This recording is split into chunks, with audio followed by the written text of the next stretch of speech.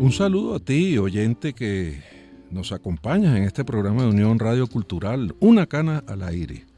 Hora dedicada al gusto por compartir cosas entrañables, personajes con sabor e inteligencia, liviandad y acaso con su pizca de travesura. Giancarlos Caraballo está en el control de sonido de la estación, Ana Karina Fajardo en el apoyo de producción, investigación y por supuesto en la locución con su certificado número 58.919. ¿Quién les habla o quién te habla? Federico Pacanís, certificado de locución 8.761, con nuestra cana al aire del día de hoy, dedicada, ¿saben qué? Al médico actor.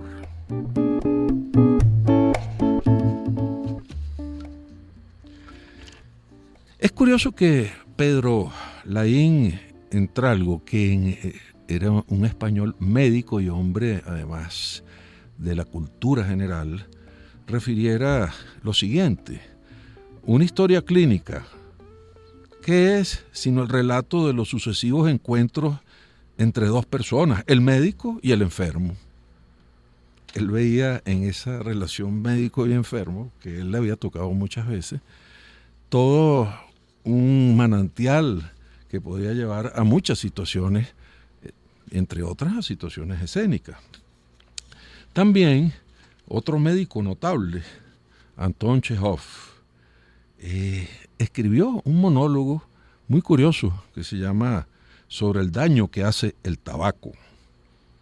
Y ahí refería lo siguiente: hubo un tiempo en que fui joven, inteligente, en el que estudié en la universidad, en el que soñé y me consideré un hombre. Ahora nada necesito sino la paz. Esa paz que va en este silencio nos hace darle la bienvenida a un amigo, médico y por supuesto actor, con el cual vamos a reflexionar algunas de estas cosas. Orlando Villalobos, buenas noches y buenas mañanas, porque nuestro programa tiene a veces transmisiones durante el día y transmisiones nocturnas. Bueno, muy complacido de que me hayas invitado a tu programa, Federico. Una persona que admiro muchísimo por la erudición que lo caracteriza en diferentes campos del conocimiento, la dramaturgia, la versatilidad. Puede hablar de jazz como puede hablar de la Fania All Star, junto a una queridísima amiga, compañera de trabajo, Ana Karina Fajardo. Muy agradecido, de verdad. No, el gusto es nuestro. Fíjate tú que estamos entre amigos y además que hemos tenido relación teatral, porque en algunas oportunidades hemos tenido el lujo también de dirigir escenas donde tú estás presente y sabes que entre ellas yo he podido poner algunas donde has estado presente como médico. No, es decir, el médico actor ahora representa a un médico. Fíjate tú que ese es el caso, por ejemplo, de tu actuación en Macbeth. Tal cual. Sí, porque allí hacías escena con Ana Karina, justamente. Sí. Y otro, que si no un médico, muy parecido a un médico, porque ¿qué eran los boticarios en el pasado? Eran individuos que también, digamos, auscultaban a los una aproximación a la medicina. Una aproximación a la medicina. Fíjate que los dos nos tardamos un poquito en saber que era el farmacéutico en el pasado. Poca gente sabe que Romeo y Julieta tiene un farmacéutico clave en todo ese asunto. Claro. ¿Es así? Sí, cómo no. ¿Recuerdas más o menos de qué trataba la cosa? ¿O cómo bueno, sí, yo con la semiología del momento, que era el arma de la cual se disponía para diagnosticar los problemas orgánicos y emocionales evalúo a la protagonista de la obra, que es la Lady Macbeth, y le hago una evaluación clínica. Y eso sucedía en escena y era muy creíble. Yo recuerdo que la gente decía, mira, pero ese hombre como que sabe dónde está tocando los brazos, dónde está tocando... Algo de eso sabía. Sí. Dice, sí, es que el actor estudió muy bien la cosa. Y fíjate que en el otro caso, que es en el caso de Romeo y Julieta, cuando le estás dando una poción a Romeo, que se quiere hasta suicidar con esa cosa y darle... mentira, ahí él también estaba buscando fuerza para hacer una cantidad de cosas malas, pues que iba a y tú no querías venderle aquello, ¿recuerdas el farmacéutico? Sí, me acuerdo. Sí. Un poquito más vagamente, tengo más cercano el recuerdo del médico de Macbeth que la actuación en Romeo y Julieta.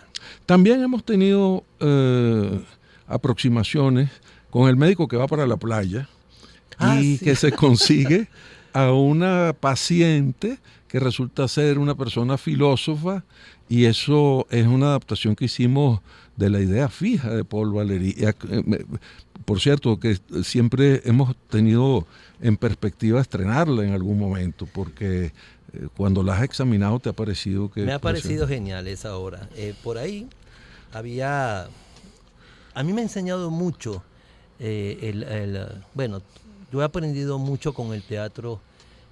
Yo creo que mi vida cambió desde el momento que yo me inicié en las tablas, definitivamente. Y esto no es un discurso que hay que decirlo porque estoy frente a un micrófono y soy el invitado a un programa, no en absoluto. Es que realmente así lo siento. Y no sé si aquí no lo traje, pero hay unos fragmentos de la idea fija. De la idea fija. De Valéry. De Paul Valéry, exactamente, donde tocan esa paz de la cual habla Chekhov. Y el atentado que está sufriendo, la paz individual que todos como seres humanos estamos buscando ante el acoso de la evolución, de la tecnología, hablan hasta de los ruidos, luces excesivas. Y yo, en el fondo, tal vez con el paso de los años, voy en esa búsqueda. Hay frases que a mí que concuerdan con lo que yo estoy buscando en este momento de mi vida. Lo dijo el Papa Francisco y lo tengo muy grabado. Dice, ser feliz en el anonimato. Todos estamos buscando nuestra felicidad en función de lo que los demás piensen o puedan decir de nosotros. Pero ser feliz en el anonimato, buscar la paz, esa paz espiritual ayuda mucho, el estar en contacto con uno mismo. Y yo pienso que el mundo actual, yo digo el mundo actual, pero cada vez es más, atenta más contra esa paz.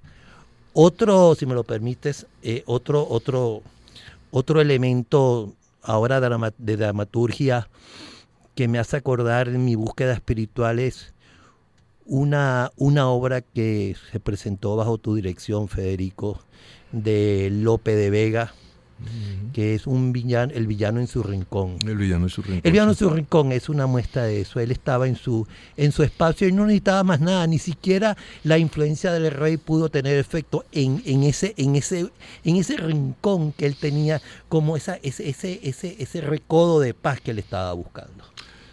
O sea, es buscar también qué eres tú dentro de la medicina, puede ser un personaje, y luego complementarlo con las tablas, porque tengo entendido que primero fue el médico y después fue el actor. Absolutamente. Yo tengo 40 años de médico, ejerciendo la medicina. Yo me gradué en el año, en el año un poquito más, 42 años, yo me gradué en el año 82. Y conversando con mi mentora, uno de mis mentores en el teatro, la doctora Elizabeth Oskin, me recordó cuando estaba conversando con ella recientemente, que yo me inicié en el mundo de las tablas hace 10 años. Ya yo tenía 30 años de ejercicio de la medicina. Y debe haber sido una gran escuela el grupo Asclepión, porque fíjate que tú eres de los pocos individuos que ha podido dar el paso del teatro, ojo, amateur o el teatro por el sencillo hecho de distraerte, al teatro profesional. ¿Qué diferencias hay entre el actor amateur y el actor profesional? Bueno, en el caso mío, tú dices que yo soy profesional. Yo creo que, yo no quiero pecar de inmodesto, pero tampoco de arrogante.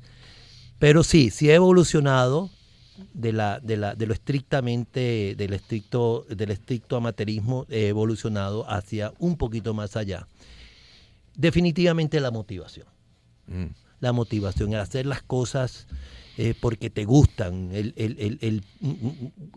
como dice mi esposa, tú eres el mejor actor del mundo. Bueno, para ella, para cuando alguien te quiere, siempre va a decir que lo que tú haces es lo mejor del mundo. Pero es que yo me motivo mucho cuando a mí me dan un texto, los directores que han trabajado, con quienes he trabajado, me dan el texto y yo llego a la casa y ya empiezo a estudiarme el texto. Mira, con una pasión, con mucha motivación. Yo creo que es la motivación. Pero uno de esos aspectos, ya que estamos ocultando ese lado tuyo, fíjate, está en las direcciones que has tenido, porque ha estado Elizabeth, ha estado José Tomás Angora, ha estado Gerardo Blanco. O sea, hay un universo de gente que considera tu arte. Pero estás olvidando a alguien muy importante, que es quien me está entrevistando.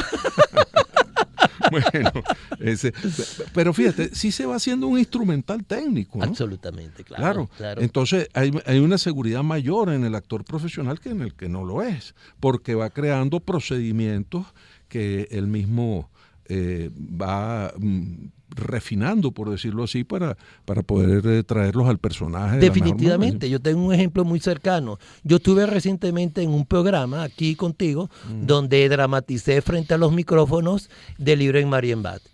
Y en aquella ocasión tú me preguntaste, ¿cómo te sentiste, Orlando, frente a un micrófono? Y yo le dije, totalmente posesionado, transmutado en el personaje. Y me sentí tan o más seguro que cuando había hecho la dramatización en las tablas en vivo. Entonces han pasado ¿cuántos años? Que 5 años puede ser. Y sí, en la medida que tú vas actuando, pues vas de manera inconsciente estructurando una estructura histriónica. Y que te dan elementos para hacerlo cada vez mejor. ¿La memoria es importante en un actor? Yo creo que sí. Yo creo que sí. A mí me han tocado hacer personajes de diálogos, de textos muy largos, muy prolongados. Uno de ellos es del libro en Marienbad.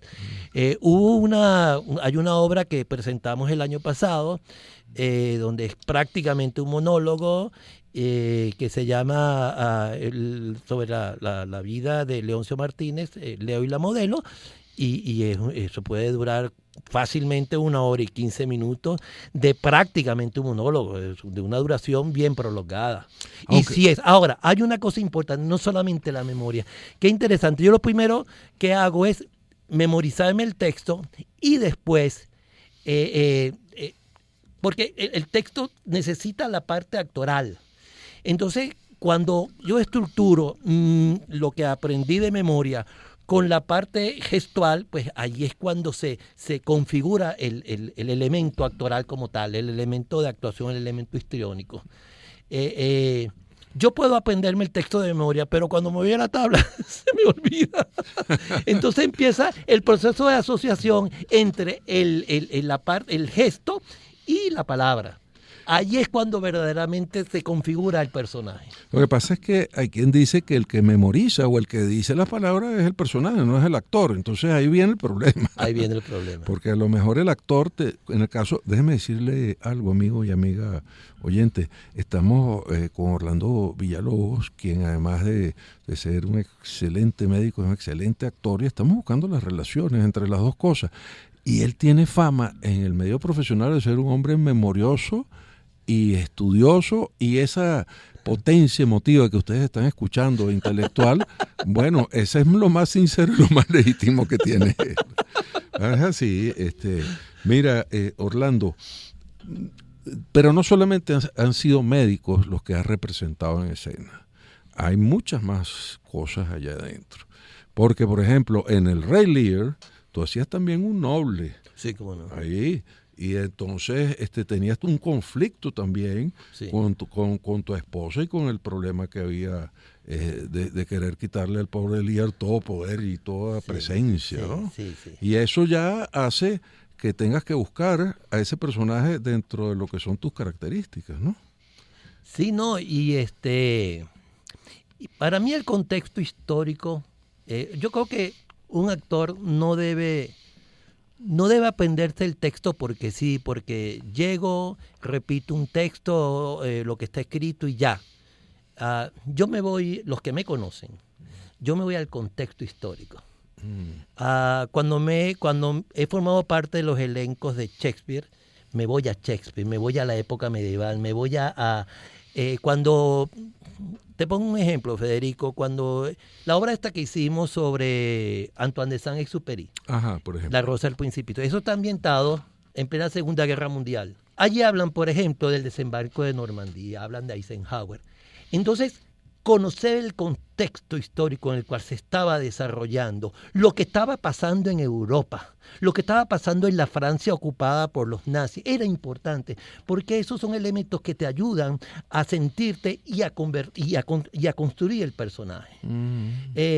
Me pasó con Goethe. Yo me leí de cabo a rabo la vida de Johann Goethe, saber quién era Goethe. ¿Por qué Goethe pensaba así? ¿Cuál fue el legado para la humanidad de Johann Goethe? Tantos ejemplos que hay. Cuando hubo una obra que hicimos que se llama El Diablo Sagrado. Ajá. Conocer el contexto histórico de lo que estaba pasando en la Rusia de esa época. El zarismo. Ahí se plantea la muerte del asesinato de que fueron objeto de la familia Romanov, que fueron los últimos zares. Entonces, ahí, por cierto, es muy fácil construir el personaje una vez que tienes el contexto histórico agarrado por la mano, ¿me explico? No tan fácil, porque eso de ponerse frente a otro, de representar a otro, hay quien decía que eso era de loco, y son de la locura del artista y más del artista que es actor. En esa obra que tú acabas de mencionar, tú representabas allí a un religioso con unos conflictos terribles, ese hombre. Claro, sí, unos conflictos existenciales muy profundos. Muy profundos. Sí. Y los que te vimos en esa oportunidad dijimos, ¿quién es ese actor? Me acuerdo que esa fue la primera vez que te vi en tablas y quedé muy... Esa actuación me cambió mi vida. No. Sí, porque un señor llamado Federico Pacani dijo, y es porque él, con la modestia que lo caracteriza, este conductor, con la modestia que lo caracteriza, dice, ¿y de dónde salió? Y a raíz de ahí él me incluyó en su grupo de trabajo. Me cambió la vida, Federico. Esos 3 minutos de actuación que hice en El Diablo Sagrado. Pero fíjate que entonces sí hay una similitud. Porque un buen médico es un hombre de estudio, es un hombre que también absorbe conocimientos y los practica. No es un improvisado que va creando según va viendo el problema médico del paciente que tiene. Y un buen actor también es una persona que se le plantea un problema y va a buscar soluciones investigando, estudiando. Es más sabroso. Lo vives más. ¿Cuál de los dos? Ambas cosas. Es muy sabroso, de verdad. Es porque te sientes que estás, le das más realismo al personaje y te sientes que si tú conoces la historia de Rasputín, como fue en el caso del Diablo Sagrado, y sabes con quién estabas hablando, no eras un actor, en ese momento eras el sacerdote con conflictos existenciales que estaba hablando con Rasputín. O sea, un sacerdote, fíjate, un noble inglés, un boticario, un médico. Y yo no te pregunté esto, aunque lo cité al comienzo del programa, pero quiero ver qué piensas. Dice, una historia clínica, eso decía Pedro Laín entre Agno, una historia clínica, ¿qué cosa es sino el relato de los sucesivos encuentros entre dos personas, el médico y el enfermo? Sí. Eso tiene un mundo. William Carlos Williams, que era un gran poeta americano, también médico, construyó mucha de su poesía a través de sus relaciones con los enfermos. Fíjate tú, cosa curiosa, ¿no? Sí. Y de hecho, lo que pasa es que, bueno, tendríamos que hablar de a dónde va la medicina. Yo soy de los que piensan, y esto no es nada, eso está dicho en los libros, que saber lo que tiene un paciente, muchas veces con una buena anamnesis, un buen interrogatorio, pero para eso necesitas tiempo. Das el diagnóstico de lo que tiene de la dolencia. Con un buen diagnóstico, haciendo abstracción, no es que estoy negado a los avances de la tecnología diagnóstica, pero si tú te pones a hacer un buen interrogatorio, a conocer el entorno del paciente y hacer una buena anamnesis, una buena historia clínica, tú llegas al diagnóstico. Sin mucha tecnología. Los libros de semiología, la semiología es el estudio del diagnóstico de las enfermedades utilizando los 5 sentidos. Yo no estoy hablando de tomografía, resonancia magnética, bla, bla, bla. No. Estoy hablando de análisis, de las cosas más sencillas, como decía Aquiles Nazoa. Aquiles Nazoa, sí. El 90% de las patologías la diagnostica con un buen interrogatorio.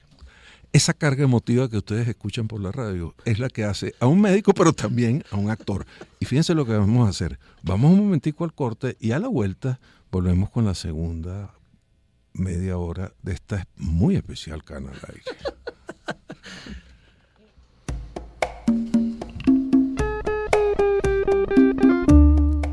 Hola, te saluda Ana Karina Fajardo y estamos de vuelta con la edición de hoy de Una Cana al Aire, dedicada nada más y nada menos que a la figura del médico actor. Aquí en Una Cana al Aire, como se podrán haber dado cuenta, nos encanta tener invitados multidisciplinarios.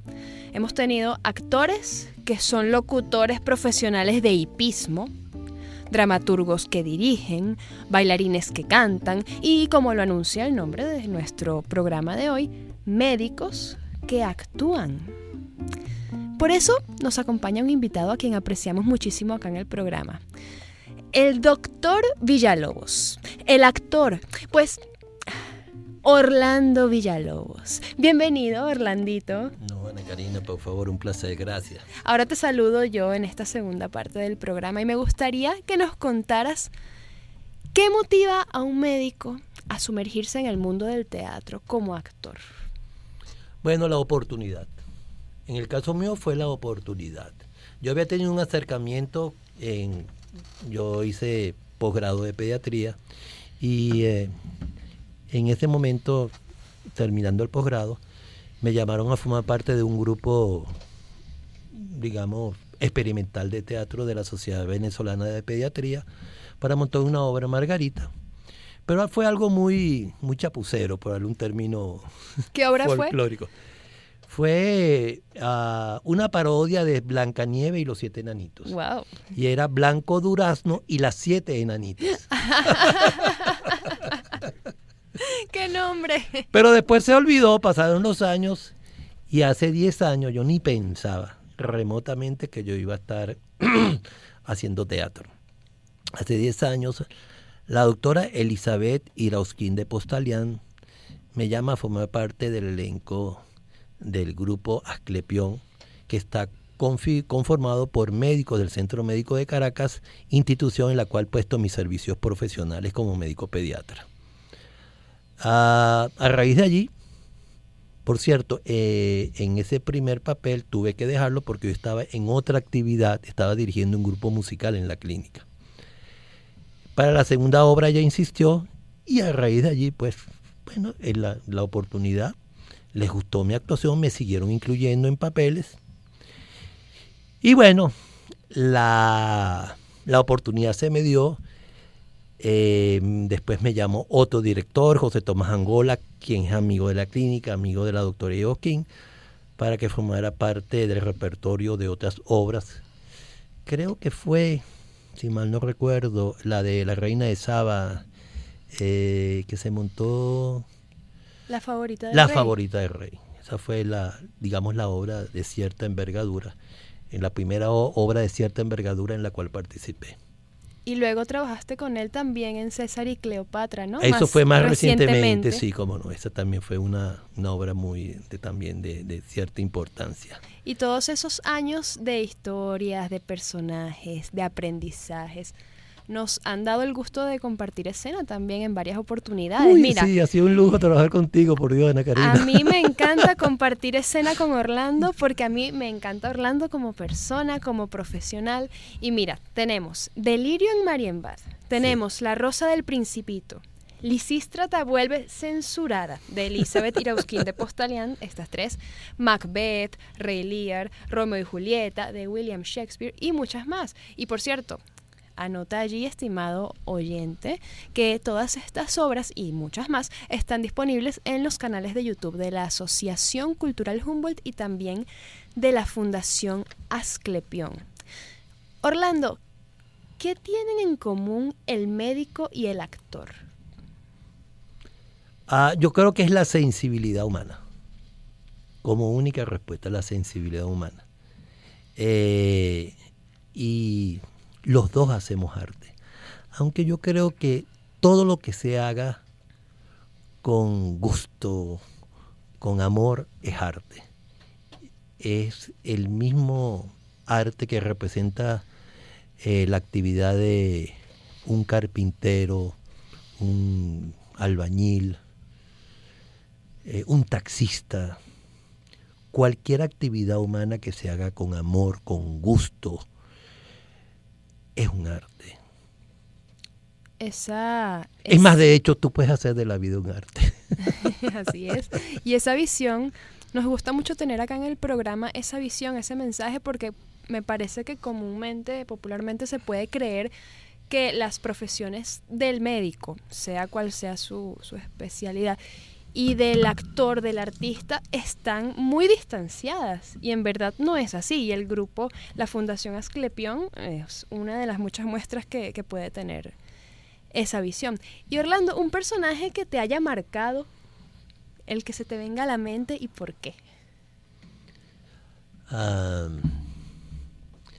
Yo creo que todos han dejado mi coletazo en mi personalidad a título humano, a título de concepción de vida. ¿Cuál me ha marcado más? Cónchale, tengo que pensar un poquito,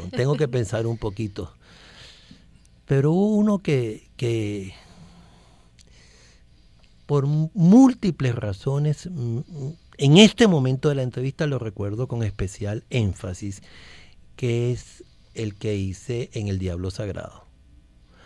Porque ese personaje tenía un conflicto existencial de identidad de sexo, muy, que lo estaba carcomiendo, lo estaba afectando profundamente. Y yo ese personaje eso dura en escena, nomás de la escena, digamos... de ese personaje. Neurálgica de ese personaje, dura 3 minutos. Y yo creo que es la escena que más he ensayado en todas mis obras. Tan es así que el conductor principal de este programa le llamó mucho la atención esos 3 minutos. Y a raíz de eso me incluyó en su selecto de grupo.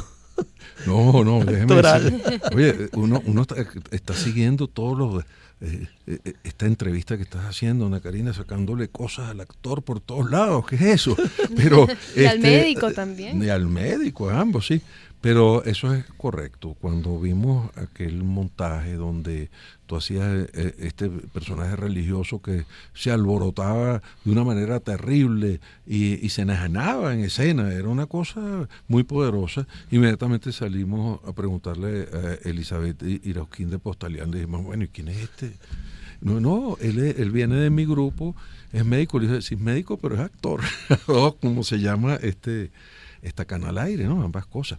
Mira, ¿qué les parece a ustedes si utilizamos todo lo que es tu sapiencia también como actor, y como actor que puede decir versos, al igual que Ana Karina, Y intentamos algo con una obra breve que yo escribí hace un tiempo, basada en algo que leímos hace años del Príncipe de Lynch, y que él nos dio inspiración con ciertos datos acerca de la relación que puede tener un caballero con una dama y de lo que significaba el cortejo.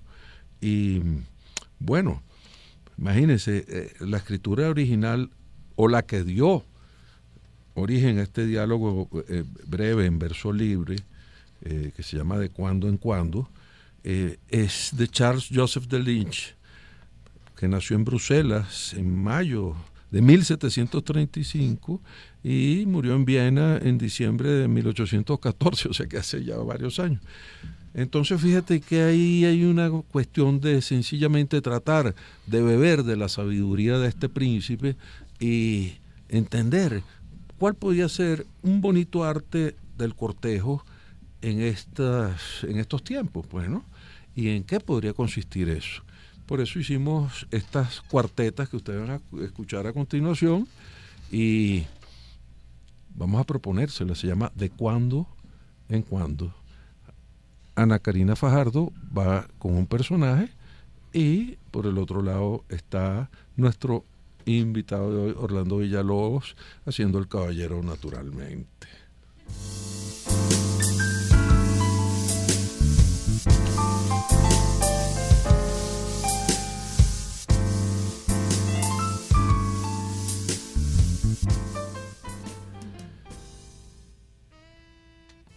Un caballero y una dama, cada uno llega y se sienta en una mesita en un distinguido hotel, espalda con espalda.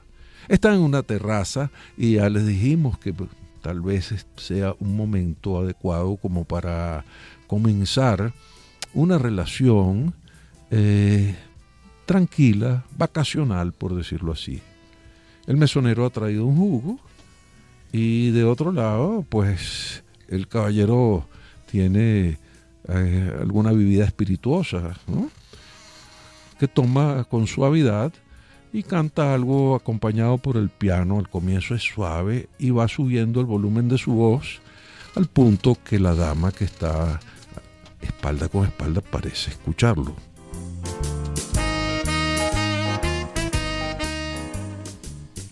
De vez en cuando las alegrías llegan a mí y es porque quiero sentir chispazos para reír.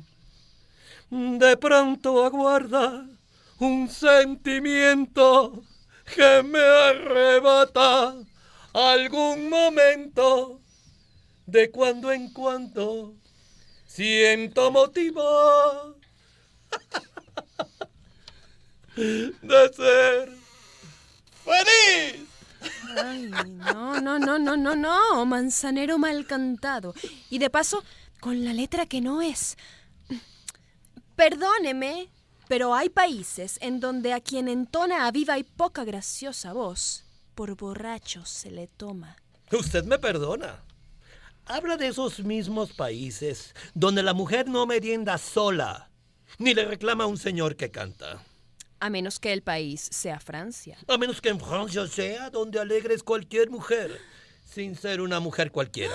Y aunque cualquiera no sea y por error así se le vea.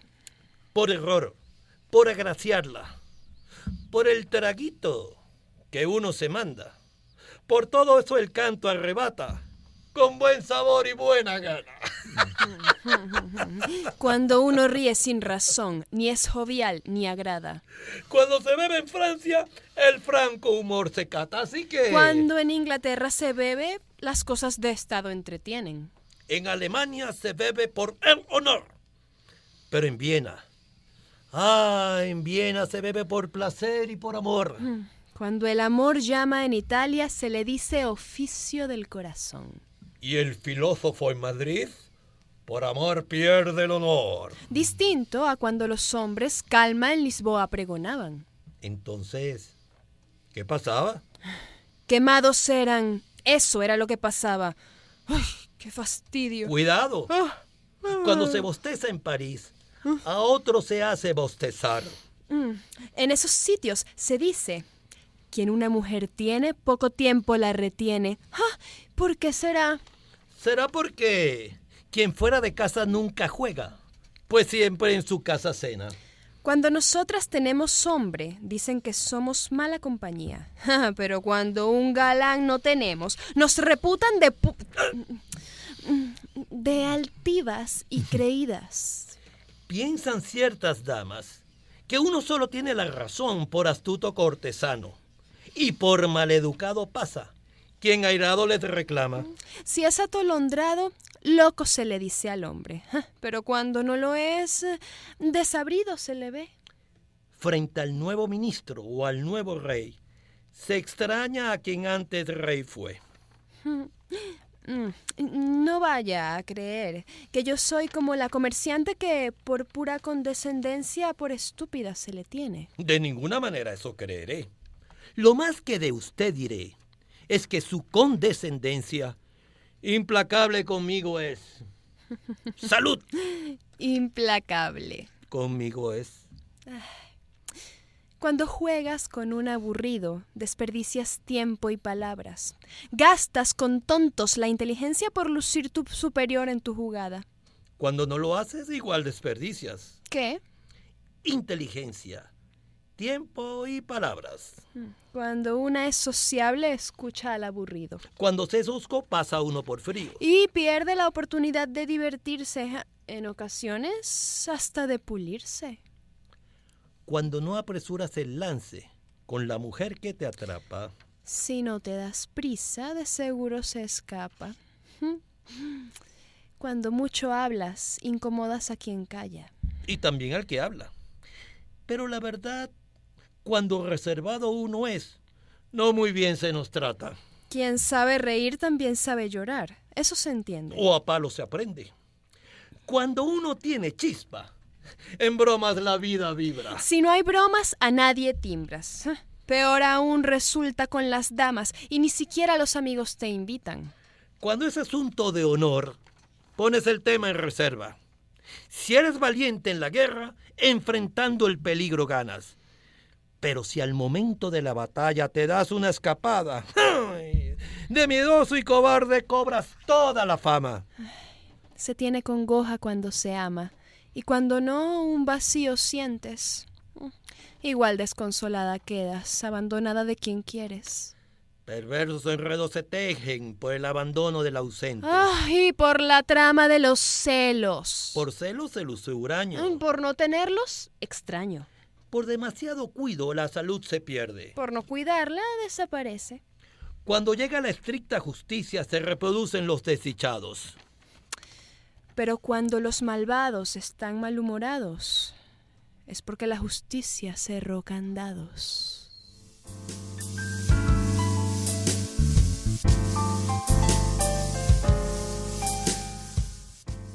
El son que se escucha en el ambiente procura que esta extraña pareja tome aliento y salga a bailar.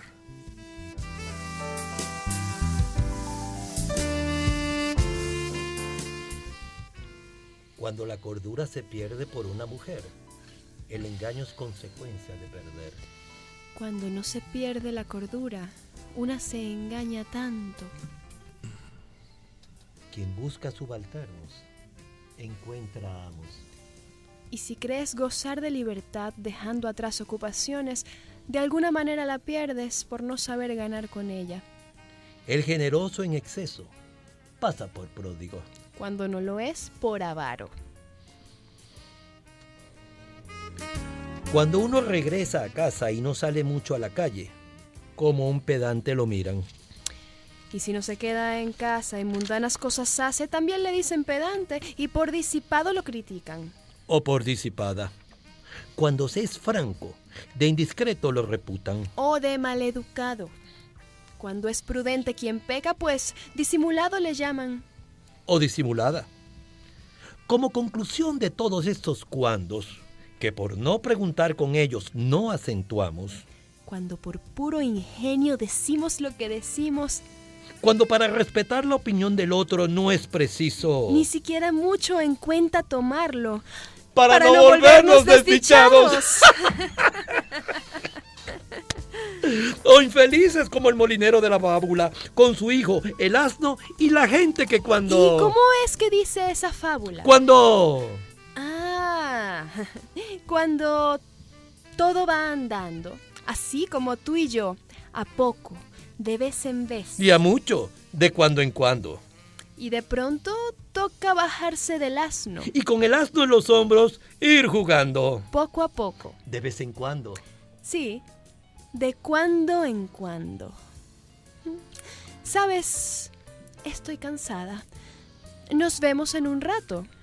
En un ratico, continuamos.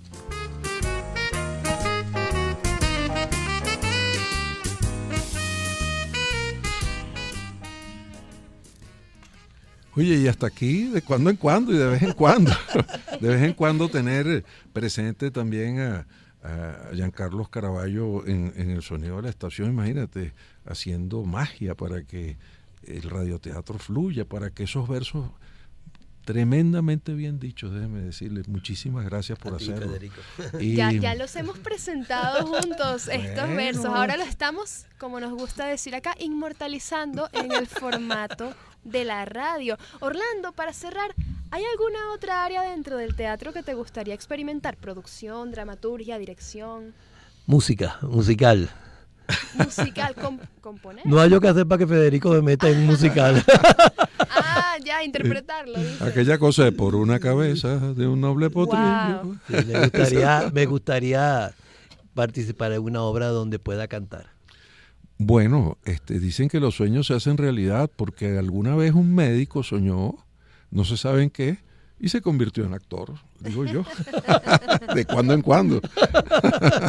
Muchísimas gracias por tu participación. A ti, Federico, y a ti, Ana Karina. Gracias, Qué grato Orlando. placer, de Y verdad. a ti, amiga y amigo oyente, por seguirnos en estas emisiones de Una Cana al Aire. En la conducción del programa estuvo Federico Pacanins y quien les habla, Ana Karina Fajardo. Pueden encontrarnos en Instagram como @FedericoPacanins y @Caritopía. Este programa es posible gracias al equipo conformado por Gitanjali Suárez, Inmaculada Sebastiano, Melanie Pieruzzi, Carlos Javier Virgües y Giancarlos Caraballo. También puedes seguir la transmisión en vivo en www.mundour.com. Debes buscar la pestaña de Radio en Vivo, bajar y darle clic en Unión Radio 90.3. Recuerda que nos puedes seguir también en @mundourweb y @radioescuela. Gracias por acompañarnos en la edición de hoy de Una Cana al Aire, un espacio para la cultura urbana. Hasta la próxima.